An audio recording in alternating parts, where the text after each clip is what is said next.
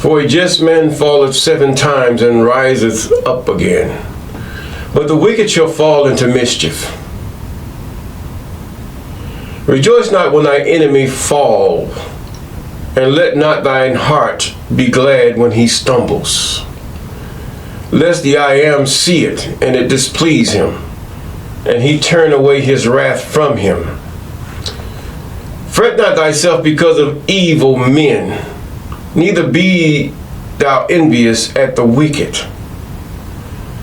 For there shall be no reward to evil man. The candle of the wicked shall be put out. My son, fear thou the I am and the king, and meddle not with them that are given to change. For their calamity shall rise suddenly, and who knoweth the ruin of them both? These things also belong to the wise. It is not good to have respect of persons in judgment. He that saith unto the wicked, Thou art righteous, him shall the people curse. Nations shall abhor him. But to them that rebuke him shall be delight, and a good blessing shall come upon them. Every man shall kiss his lips and give a right answer. Prepare thy work without, make it fit for thyself in the field, and afterwards build thine house.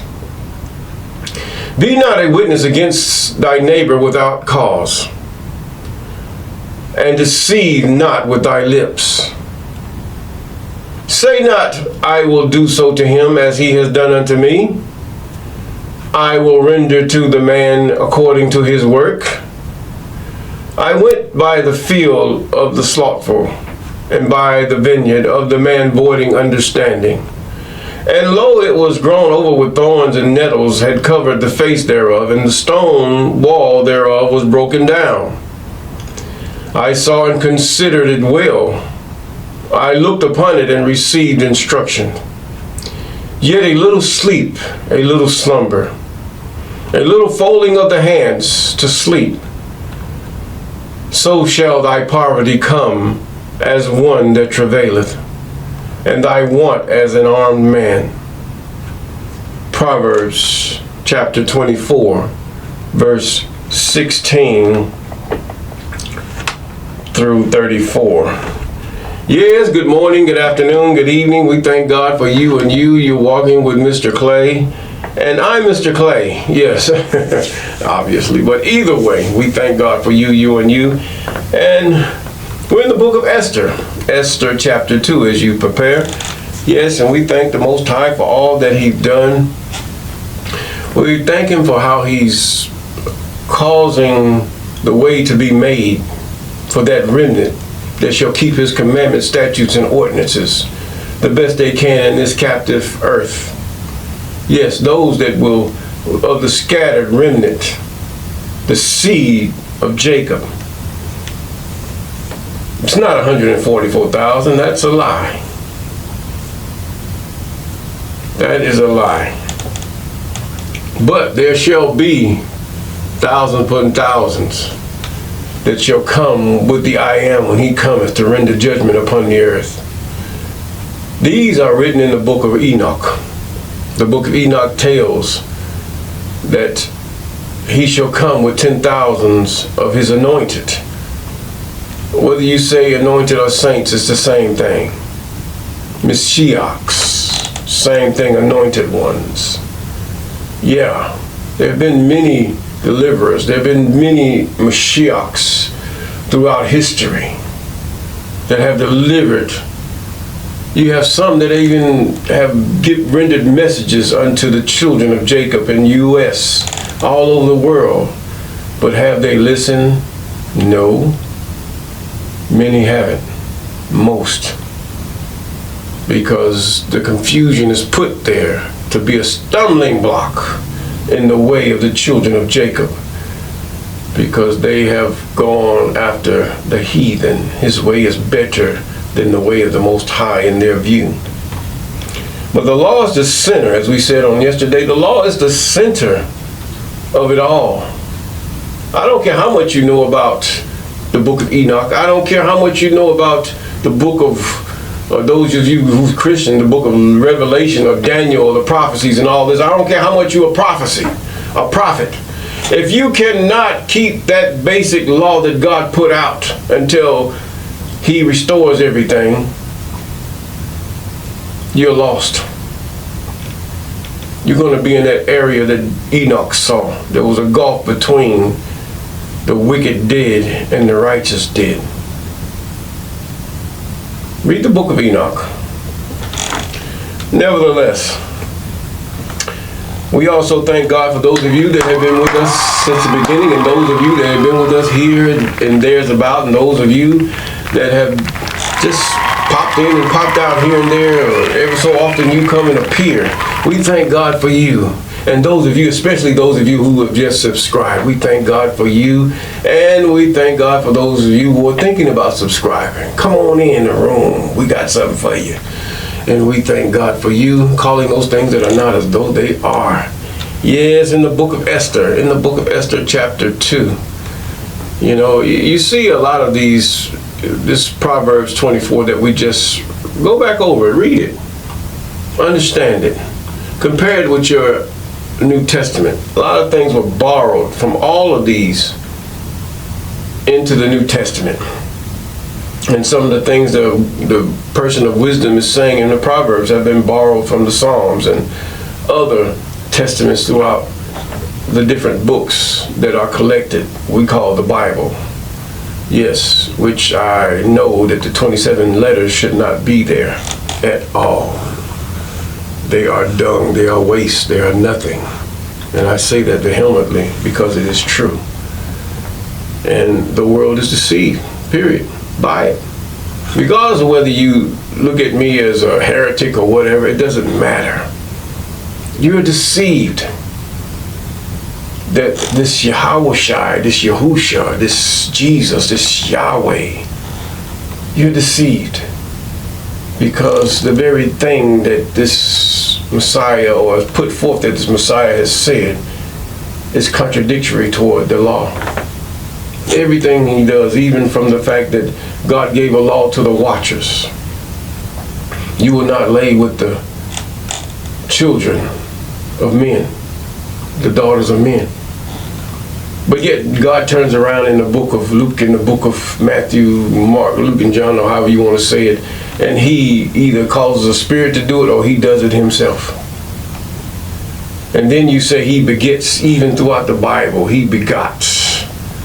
God begetteth his only begotten Son. God never have begotten anything to nothing. He invented all things. I say he because of the masculinity that he is pronounced for, according to our labels. Now, God does not beget. Beget means having copulation with a woman. Look that word up. They made up stuff to try to justify this. They do stuff, but beget actually means from its, you have to go back to the oldest and back as far as you can, because these other definitions have caught up with today's times and to keep the lie going. That's what has happened. But beget means to have copulation with a woman and a man. With man with woman. Yes, that's what it means. No spirit begets nothing. How did the watchers beget of the women? They have creative powers. If God can tell the angel to go create a gourd over the head of, should I say, the one who was cast into the ocean, and he went to preach to Nineveh, and then he went again and he wanted to die because he knew those were stubborn people, and his heart was toward God. Usually God has, the angels has to be used for something, or should I say the spirits of God. Now you notice Revelation, it tells you the spirits of God, and then it says angels here and there. There are spirits that are used as messengers. They are not angels. They are not messengers. They are spirits of God. 7 spirits of God. Oh, please give me. Yeah, there could have been 7 spirits of God. But that's no different than the 7 angels of God, because those angels were used as messengers. Even there's a point where God looked through an angel to see what the children of man were doing. They are an entity that we do not understand fully. I don't care how much scripture you give me, you cannot understand God's celestial or terrestrial creations. Some of you call them UFOs and all. You see them flying through the sky sometime, and different things happen. And you try to coin the phrase, he was a liar, period. I mean, if you try to use scientific reasoning, and the big lie of UFO spaceships. Why are they hiding it? Why is only these spaceships are shown in certain areas? This is ludicrous. But nevertheless, the book of Esther, chapter 2. Let us go ahead on. We know Mordecai he took Esther as his daughter because her father had died or was killed. And she was an orphan. She was really an orphan. But the fact is, the unlikely orphan of Israel wrought about a great deliverance for those who were around and in Persia. Esther chapter 2. And after these things, the wrath of the king of Cyrus was appeased, and he remembered Vashti, what she had done, and what was decreed against her. When a woman bucks up at you, not that you showing you being nice, you doing everything that you should, and she begins to complain, she begins to do all these things, and you steadily trying to provide, you steadily trying to be that man that you should be, and she's not appreciative. And then she puts you down in front of all your friends. It's time for you to give her a writing of divorcement, man. She have gone the way of Eve. In other words, she wants to be equal to you. She wants to be that on the same level as you. It's not that either one of you are higher or lower, but each one of you both of you have a role or play a thing to do within that union to complete that family. And apparently she feels that she wants to show that she has rights. She has this, she always has the rights. Her beauty have given her rights. Just her bearing the children have given her rights. And that even the book says that she'll run the house. She'll be praised among those in the streets and among the elders of a virtuous woman. Even the young men will bow before her if she carries herself right. Vashti, but she decided to buck up against him, and he remembered her. Verse 2, then the king said, servants that ministered unto him, let there be fair young virgins sought for the king. So now he's seeking another woman. Yeah, get you another wife, man. That wife got to go. Get you another wife. I'm not being funny. I'm just being real. Because she is nothing going to bring about her or to you is headaches, woe, and misery. Yes, and let the king appoint officers in all the provinces of his kingdom, that they may gather together all the fair young virgins to Shushan palace, to the house of the women. Now this is God's doing. Now unto the custody of the hedge, the king's chamberlain, keeper of the women, and let their things for purification be given them. The same thing when these Israelites were in, should I say, they were in captivity, particularly Judeans. They call them Jews now. They went back in this translation and started calling them Jews, but they were Judeans. Those who were in the province of Judea, or children of Judah. Now, it says, now the head, the king's chamberlain, keeper of the women, and let their things for purification be given them. In other words, the king couldn't stand no odor of any woman. Matter of fact, a woman should not have an odor. If that's the case, man, you just have to spend the water bill, period. Just let her do what she has to do. It all benefits you. Even her children, when they smell a certain smell or walk past them, reminds them of their mother, or their mother. Just it's a lot to it. Not that you're a god woman.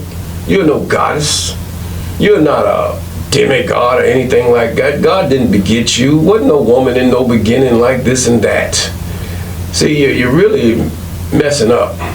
You're really causing yourself to be damned more than you are before the I am, because of your rebelliousness. Even the women back in, we shall get to that point in a time, have started making cakes and breads, even to the queen they call the queen of heaven, and God cursed them.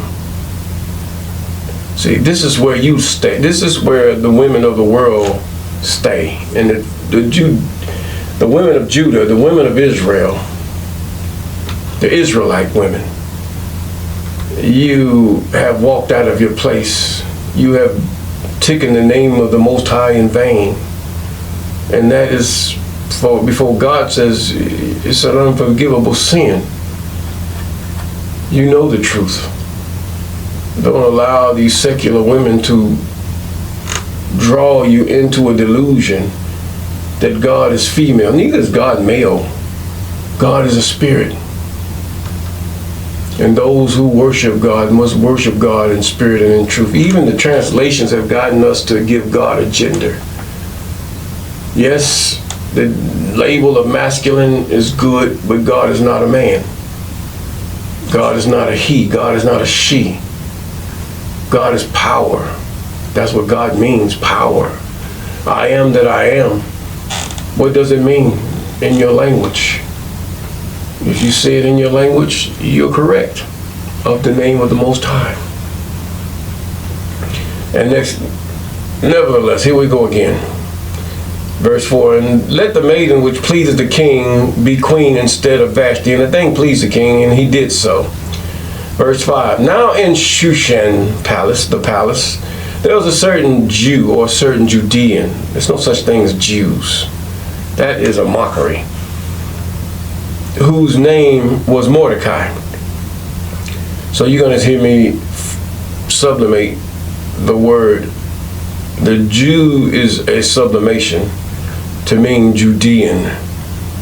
Now, Judean, whose name was Mordecai, the son of Jair, the son of Shimei, the son of Kish, a Benjamite. So he was of the baby, Benoni, or Benonite. That's what it would mean. And that's where the heathen have changed his name to fit their agenda. Now, who had been carried from Jerusalem with the captivity which had been carried away. So we know that Mordecai was a Benamite, for his name was Benoni by his mother, because his father asked his mother to name her son before she died. Even who?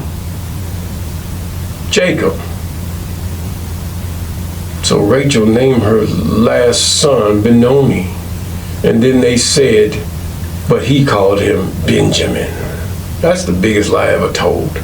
See, those lies exist, but you have to see, they lie and then they try to cover it up. Trying to keep true, but yet showing you a lie. It's just like O'Shea, Joshua. Okay, who have been carried away from Jerusalem with captivity, which have been carried away with Jeconiah, king of Judah, whom in the book of 2 Kings you will find that, whom Nebuchadnezzar, the king of Babylon, had carried away. And he had brought up Hadassah. That is Hadassah. That is Esther, his uncle's daughter. His uncle's daughter. In other words, his father's brother's daughter. So, for she had neither father nor mother. She was a maid. And the maid was fair and beautiful. Yes, fine black woman. Yes, I said black. Kinky hair. And you know everything that comes along with that. But either way, whom Mordecai, that was her cousin, really. Mordecai was her cousin. When her father and mother were dead, took her for his own daughter. He was an older cousin. To tell you the truth, he wasn't an uncle, because Mordecai's uncle was her father. You see what I'm saying? Look at it. Read it for yourself. Took him for his daughter, for he was an older one. She might have been young. So it came to pass, when the king's commandment and his decree was heard, and when many maidens were gathered together at Shushan Palace to the custody of Hegai, and that Esther was brought unto the king's house to the custody of Hegai, keeper of the women. Now he had to be an eunuch. He couldn't rise or fall. All he could do was urinate, period. And the maiden pleased him, and she obtained kindness of him, and he speedily gave her the things for purification. In other words, the king didn't want any type of smell that was associated with women. Well, for what reason, I don't know, but that was a good idea. With such things as belonged to her, and 7 maidens which were meet to be given her out of the king's house. And he preferred her and her maids unto the best place of the house of women. Esther had not showed her people nor her kindred, for Mordecai had charged her that she should not show it. Don't tell them you are a Judean or a Benjamite. Don't tell them you're not a Benite. No. It would be a Benite, yes. From the tribe of Benoni. Now, when every maid's turn was come into the king Ahasuerus, after that she had been 12 months, according to the manner of women. 12 months, as the Persians would put it, to the purification in the matter of women. In other words, to purify, her skin should smell of sweet spices and flowers, and there should not even come to close any foul smell from that woman, is what they're really saying. No smell from top to bottom. This king could have her feet dipped in water and never have to worry about anything. It would still be sweat. And it says now, listen, for the days of their purifications accomplished, to wit, 6 months with oil of myrrh, 6 months with sweet oil. Now you know oil's going to seep into your skin, and this is what they smelled like. They had to eat certain things too in order to get this way, and with other things for the purifying of women. Yeah, that's what he's saying. The purifying women, the way they ate, what they bathed with, how it seeped into their skin. The king wanted, when he seen that woman walk through, he wanted to smell something that was befitting of a woman. Yes. Then thus came every maiden unto the king, whatsoever she desired was given her to go with her out of the house of women unto the king's house. In other words, however he did it. In the evening she went, on the morrow she returned in the second house of the women to the custody of Shashgaz, the king's chamberlain, which kept the concubines. She came in unto the king no more, except the king delighted in her, that she were called by name. Concubine is simply it's a wife. She's a wife, but she's only dedicated to that one man. It's not a girlfriend. It's not dating. Dating only means sex. To have illicit and free sex upon a good time. That's all it is. Israelites don't date. You betroth and then you marry. Now, except the king delighted in her, that she were called by name. Else you are either a whoremonger or you are a whore. This is how the Old English classifies you by this translation from the original Greek and Hebrew. This is what it does. Now, the 27 letters says fornication. Oh, they just fixed it up. No, God puts it in a way that it really impacts your heart, and it really pricks your heart. I can say fornication all day, but when I say whore, these women will buck up and cringe up and start acting crazy. You played the whore. Even Judah called his own daughter-in-law whore. Yes, he did. Or should I say Reuben? Yeah, Reuben. It was Reuben, I think. Yeah, we get back to that. But either way, which kept the concubines. And the men that will go after the whore is called a whoremonger. Whatever that means in the Hebrew language, I do not know. Now, when the turn of Esther, the daughter of Abihail, she was the daughter of Abihail, the uncle of Mordecai. He was her cousin, older cousin, who had taken her for his daughter and was come to go into the king. She required nothing but what Haggai, the king chamberlain, the keeper of the women, appointed. And Esther obtained favor in the sight of all of them that looked upon her. Femininity. Oh, how sweet that is. It will make kings bow down before a woman.